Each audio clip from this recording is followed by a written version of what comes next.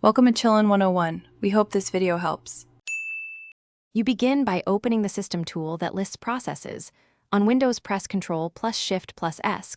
On Mac OS, use Activity Monitor.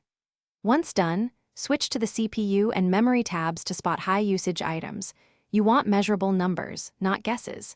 Make sure to reveal the process path or PID so you can identify whether a service is legitimate. If you use Linux, run top or htop in a terminal. This provides live sorting and quick ways to filter by user or resource consumption. Now analyze each flagged item. Check command line arguments, parent process, and whether the binary is signed. These clues explain why it runs.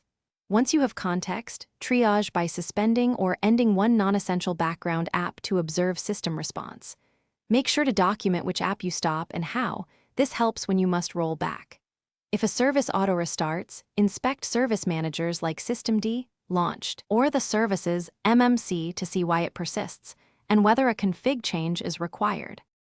Finish by disabling unnecessary auto-start entries and adjusting service startup types so only essential processes run automatically.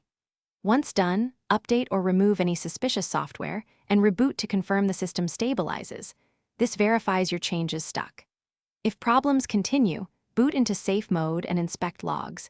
Event Viewer on Windows, Console on Mac OS, or /var/log on Linux to find errors that reveal root causes. One key troubleshooting tip.